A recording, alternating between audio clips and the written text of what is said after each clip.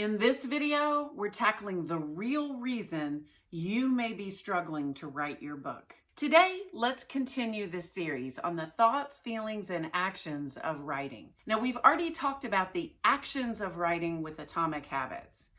Last week's video was about the faulty thinking that may limit you from writing. And today, we're going to talk about those messy emotions that often defy the logic of actions or thoughts.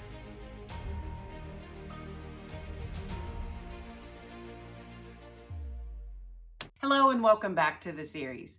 My name is Denis'Thomas, and I am a licensed professional counselor as well as a writer and a former professor. I love talking about this emotion stuff, but I also think it's really helpful to improve a person's quality of life.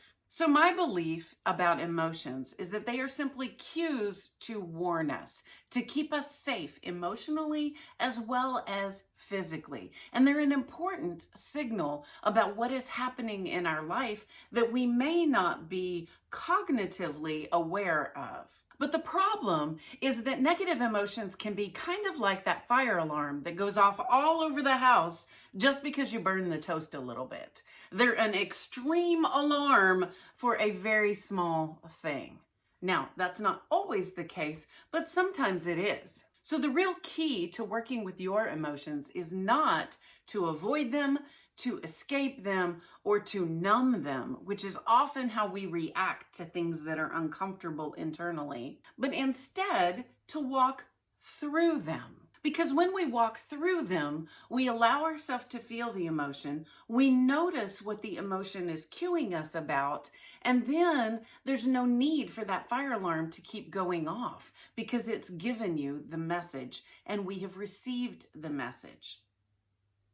However, one caveat is that if you can't go through an emotion, then it is not time yet. You're not quite ready. Maybe you don't have something that you need to be able to do that.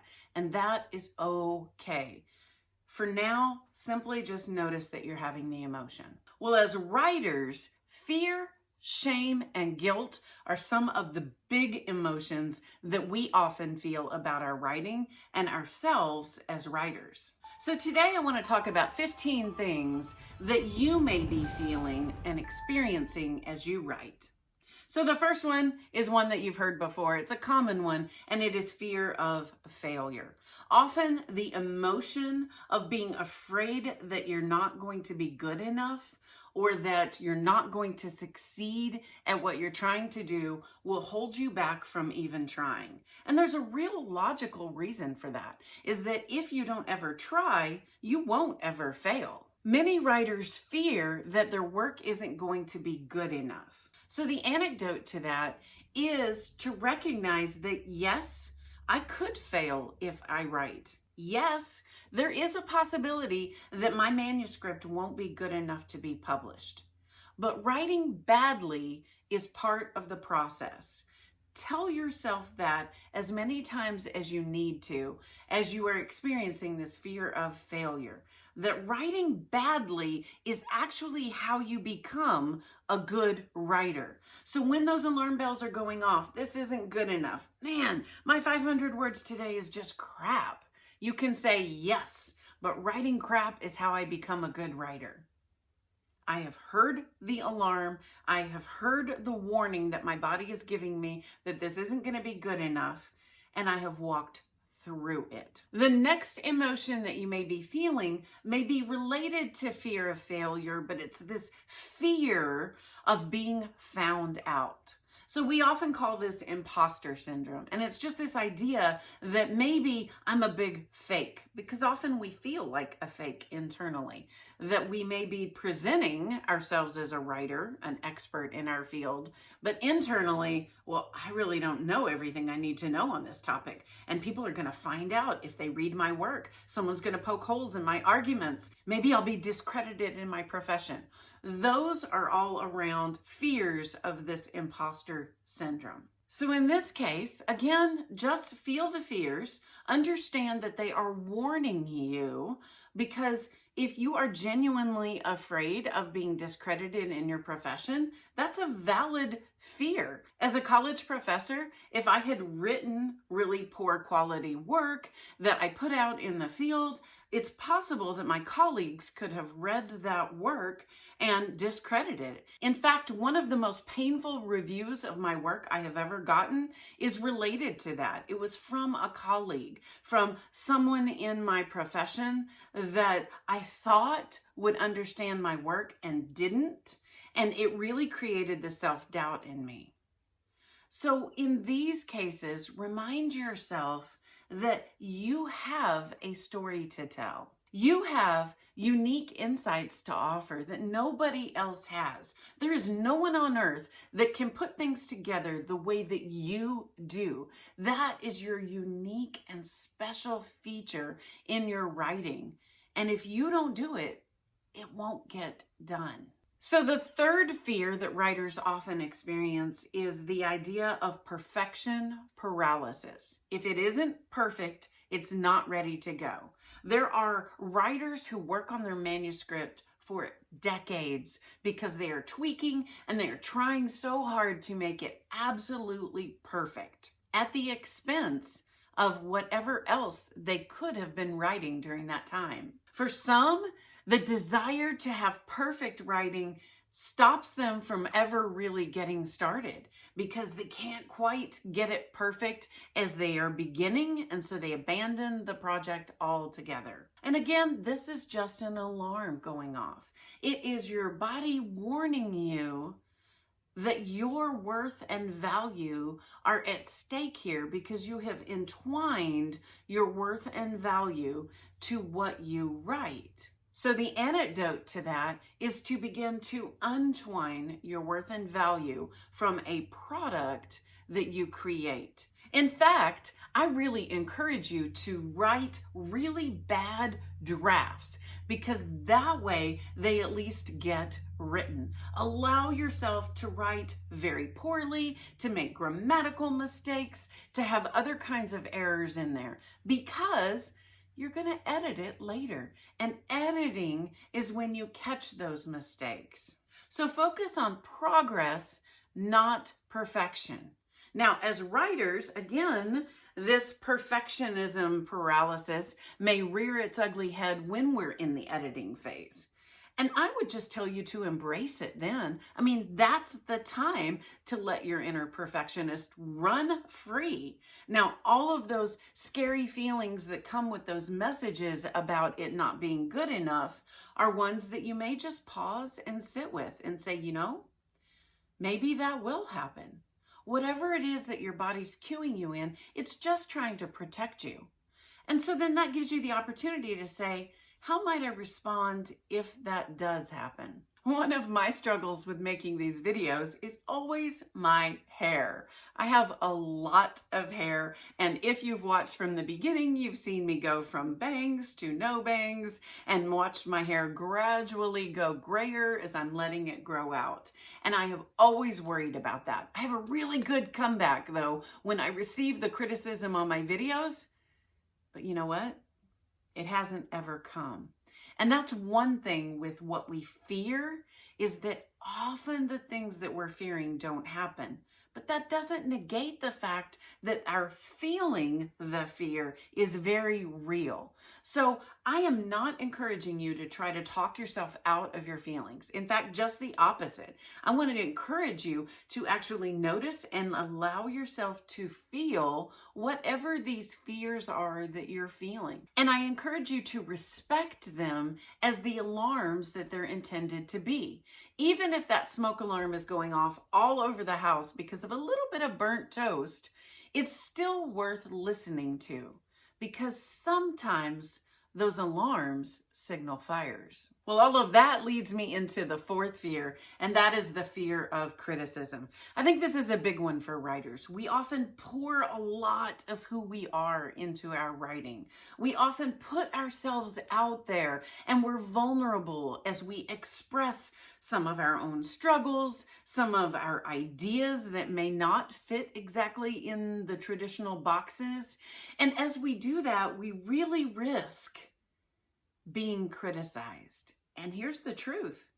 If you are a prolific writer, you will be. You will receive some negative criticism for your writing. Does that mean you shouldn't write it? Well, probably not. In fact, most of the time I'd encourage you to write anyway, but occasionally that fear of criticism may keep you from writing something that could be hurtful to other people. So again, this is a way of protecting yourself and saving yourself some hurt later when you have that fear. And you may even write better and kinder than you would have without this fear of criticism. The way I suggest you get around this is that you always write your first draft just for you. Your eyes are the only eyes that need to see your first draft. And until you have gotten your entire draft written, other people probably don't need to have an opportunity to criticize it. I know that every time I have opened up my work to be reviewed before I have gone back and edited it, it has been a frustrating experience for me because the editing process for me is such a refining process. And until I have refined it, it's not ready to be read by other people.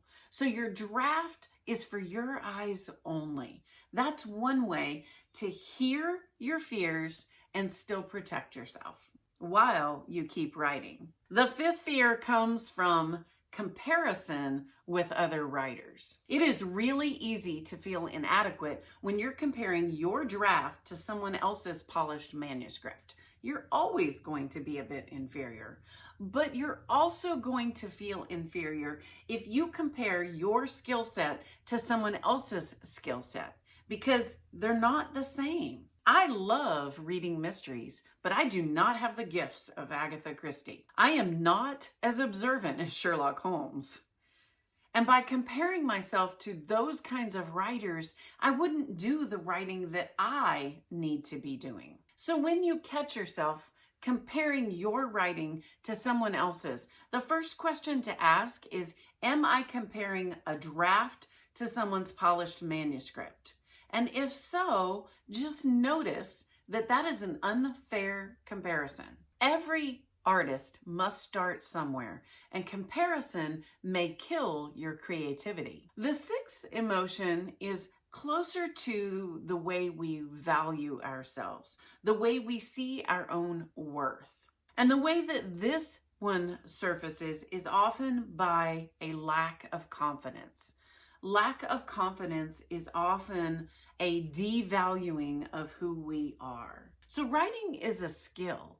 It is a skill that improves with time and practice. And much of writing is not about innate talent. It is about learning how to string ideas together. It is learning how to create a plot that really engages readers. It's about learning how to use language in a way that entices and incorporates your reader in the experience. Those are skills that can be learned, but you won't start with them. So again, the way to combat this is just to commit to being a learner in writing. Commit to improving your skills, not to being perfect. The next emotion that we feel is often a generalized sense of overwhelm. You know, writing a book is a big project. Getting 50,000 words into a document, then editing those words and polishing them, and then figuring out how to navigate the publishing process is a big project. It can feel really overwhelming. And if you've ever felt overwhelmed with how to do that, well, you're in really good company. Many writers struggle with that. You know, writing a book feels huge, but you only need to focus on one page at a time, or one writing session at a time, or maybe even just one sentence at a time. Writing, like many big projects, is one of those things that it's really helpful to step back and have a big picture view at the beginning Create your outline and your big structure, and then on a daily basis to hone in on just today's writing, knowing and trusting that if I do today's writing, that I will eventually get to where I want to be, and let go of all that overwhelm. So the way to deal with this emotion is to break it into small pieces that feel manageable. Those pieces may need to be smaller in certain weeks than in other weeks. So it may work for you to think, I'm going to work on chapter 1 this week. That may be plenty. But if chapter 1 feels overwhelming because you're struggling with where to go, or just getting started is feeling overwhelming, then maybe you just work on the introduction of chapter 1. Or maybe you just work on getting that first paragraph out. And if that even feels too overwhelming, just work on the first sentence. And if you're still struggling with being overwhelmed by the whole thing, my guess is that you're struggling with a fear of perfectionism or a fear of criticism in addition to this sense of overwhelm. So small milestones will make this much more manageable. All right, the next emotion that you may feel is really rooted in fear as well, and it surfaces looking like procrastination or maybe even self-sabotage. And this is a sense of where you keep yourself busy, but you're not actually doing the writing. You're spending a lot of time on the internet researching, or you're rearranging your desk. So you're busy with tasks, but you're not actually writing anything. Or you might even do things that self-sabotage it, like scheduling a meeting during your writing time, or other things that will keep you from writing, but they're out of your control. So again, this is often rooted in fear, probably one of the fears we've already discussed. And the antidote to this is really just to commit to show up daily and write something. If the manuscript feels like too much, write in your journal. That is the reason I use the journal as a tool so much, is that sometimes I don't want to write in the manuscript. Sometimes I don't feel like writing in the manuscript. Sometimes there's other stuff, other emotions that are coming up that are a barrier between my writing and me. And so by going to the journal, I can figure that stuff out, or I can just write something completely different until I do feel ready to get back in the manuscript. So that journal is a fantastic tool for that. The next area where we often feel big emotions is around being vulnerable. As writers, we put ourselves in the story, and often we worry that maybe we're putting too much of ourselves in the story. Are our readers going to read this main character and think that I'm like that? Are my readers going to read this story and think less of me? Are my readers going to read this anecdote and then think less of me because I struggle with that? We have this fear of vulnerability. And again, the reason that it's a fear is because we want to protect ourselves. If we are vulnerable, then by definition, we are opening ourselves up to possibly be hurt by others. And so it's natural that we would have some fears around that. Sometimes those fears are really valid, and we need to take that vulnerability out of our stories because we are not ready to share that with the world. Sometimes that very vulnerability is what makes our writing so amazing. So if you're struggling with this fear of vulnerability, first of all, just acknowledge it. Recognize what it is. See if you can maybe identify what it is that you're genuinely afraid of happening. This may be an area where it's a good idea to seek a second opinion on it. So if you're working with an editor, there's your person already there to see if this is really something that you should include in your manuscript. Maybe it's a family member that is also going to be impacted by what you're including. That may be a good person to run it by. And this may be a time when you also need to step back from your manuscript a little. If you're feeling too close to it, you may need a bit of a breather to come back with fresh eyes and determine whether this kind of vulnerability is what you really want to include. You know, this is really a hard line to balance, and often because we're so close to it, we don't have the best perspective on that. Because being more vulnerable, allowing that to seep into your manuscript is almost always going to make it better, but there can be a real cost to it. And so it may be helpful to have a second opinion on this one. The next big emotion surfaces looking like doubt about our worth and our worthiness. Again, we're often very entwined with what we do as being who we are, and they are not the same thing, but emotionally, they may feel like the same thing. So you may doubt whether this is a story that's even worth telling. It's important to you, but maybe nobody else cares. You may doubt that you are valuable enough to tell this story. Maybe nobody cares about you. That's where those emotions get big and intense. But it's likely that if this story matters to you, that it will matter to someone else. So allow yourself to feel it. Notice what the feelings are cueing you about, what they are protecting you from, and walk through those doubts. Ooh, the next one can really sting.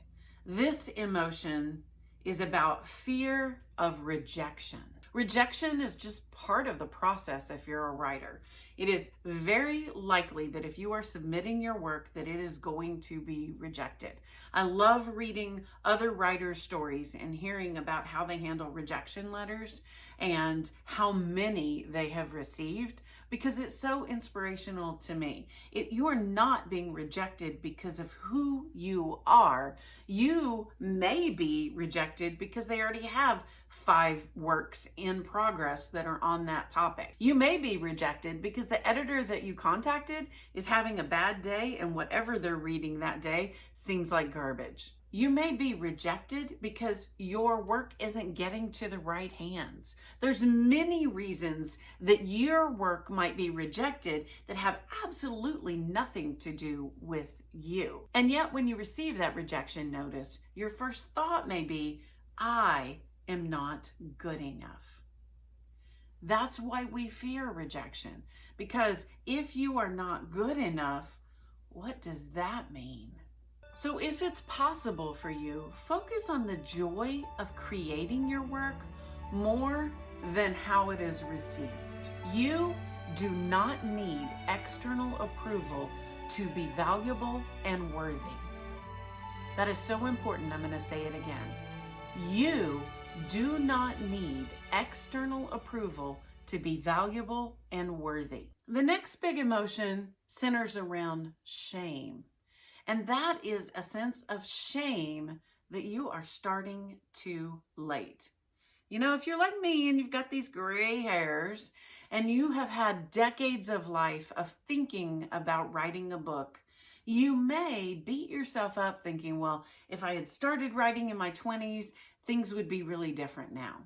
Well, they probably would, but that doesn't mean that it's too late. If you are starting your writing later in life, it is not too late. I love reading stories of people that are way late in life and yet they're still writing books. If you watch the video on the Guinness World Records of oldest writers, you'd find that the 2 oldest writers were writing when they were over 100 years. So it's not too late. And in fact, writing later in life means you have more wisdom, you have more experiences to draw from, you have more knowledge, and all of those things are going to be assets in writing your book. The next big emotion is around guilt.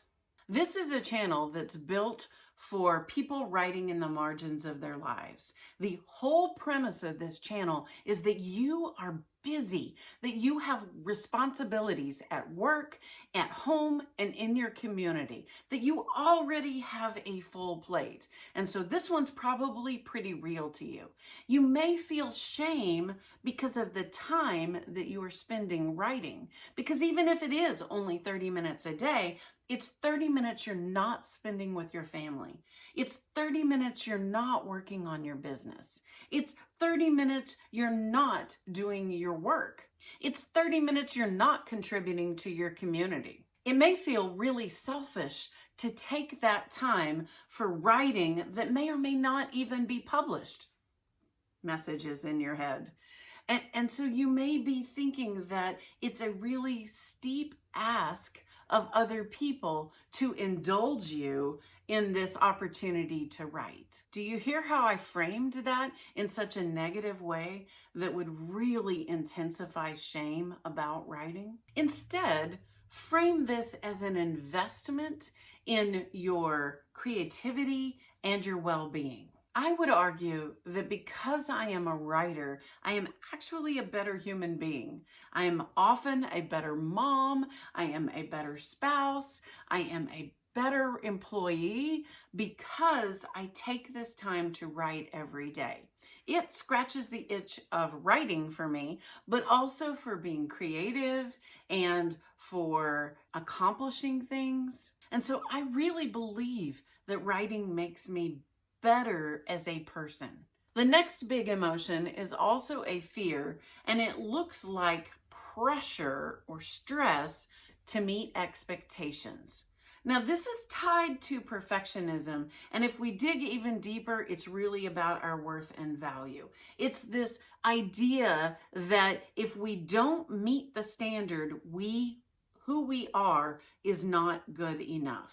And because we fear that, and because that being true would really be a painful emotional experience, I mean, to really feel like you are not good enough is so painful that we often try to push away what we are fearing. And that means pushing away the writing. Now, many times the expectations come from others. You may have a teacher or a professor who has certain standards and expectations, and maybe you even have experiences of not meeting those expectations. Just because it's happened before does not make it a universal truth. But a lot of times, these unrealistic expectations actually come from ourselves. That we set these expectations that we can't possibly meet. And then we take that information and interpret it as, see, I'm not good enough. So just notice that feeling. Be aware that that pressure to meet expectations is coming from a place of protecting your worth and value. And instead of focusing on what others say, really focus on your internal voice. You know, we need voices in writing that are different from everything else we're hearing. Sometimes we need voices that are very counter to common messages. Your voice may be a really valuable one in that arena. But if you need to be totally accepted for your words and ideas, then it's going to be really hard for you to write. Instead, you may want to work on untangling your worth and value from the product that you are writing. You are not a product. You are a valuable human being. And the last one is one that you've heard before, but it's also a really real fear. And that is a fear of success. I know it's baffling that we can be afraid of achieving the very thing that we want, but yet a lot of us are. You know, if you do a great job and publish a fantastic book, people are going to expect you to do it again. Whew, talk about expectations rising. That could be daunting. If you write a really good book, people may say, well, why didn't you do that years ago? That's a real criticism that you might receive. If you write a really amazing book, Maybe you'll have to come to grips with choosing whether you're going to make writing a profession instead of a hobby. That could be challenging, especially if you like the job that you're already working at. If you are successful beyond your wildest dreams, well, what does that mean about everything you've done before now? You see, being successful can often raise some really uncomfortable feelings. And those feelings, again, are that alarm there to protect you. Sometimes they're warning you about things that really aren't issues. In fact, that's the case a lot. I can't tell you how many times the fire alarm has gone off in our house because we are cooking. And it's not a big deal, but it's an alarm that brings the whole house checking out what's going on. Thankfully, it's never been a fire. That's probably the case with most of your big emotions. They are alarms for things that aren't really ever going to happen. But they're there because it could happen. And the best way for you to prepare yourself for that bad thing that could happen is to have an alarm that warns you occasionally so you can think, oh, what would I do if this really were a fire? What would I do if someone really did say something critical? What would I do if my work is really rejected? And it gives you the safe place to explore those things. So emotions can also be that really exciting anticipation of publishing our book. Our emotions can often positively motivate us to get busy writing as we're anticipating what we might feel in the future. Emotions are the reason that we experience awe as we look out over the Grand Canyon. They're the reason we experience love as we hold that newborn baby. And they are the reason we feel joy after we overcome the truly awful. However, they are also the reason that we hold ourselves back in our writing. Those are 15 reasons that you may be experiencing fear or guilt or shame in your writing. And it may be contributing to why you are debating giving up the dream of writing your book. But what if you learn to hear the alarm, check out the reason the alarm is going off, and then move forward anyway? What if you could hear the alarm and write 500 words today? What if you could hear the alarm and finish your draft? What if you could hear the alarm and submit your manuscript for publication anyway? That's how you write your book in 2025. Well, emotions are a big part of writing, and if you want to see a video on why writing through bad moods can actually improve your stories, check out this video next.